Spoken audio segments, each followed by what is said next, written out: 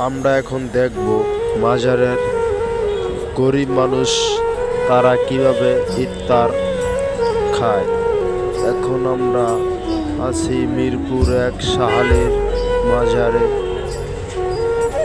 এখন দেখতে পাচ্ছেন আপনারা কিভাবে কত মানুষ, ভালো ভালো মানুষ ইফতারের জন্য হাত পেতে আছে।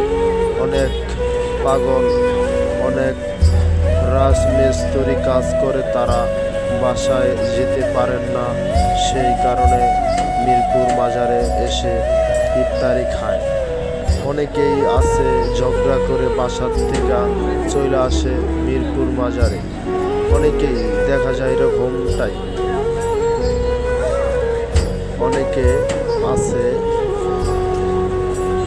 পাগল, এরকমই থাকে, কিন্তু তার ফ্যামিলিটা অনেক ভালো। জানি না এমনটা কেন বিধাতায় তারে সাথে এমনটা করলো।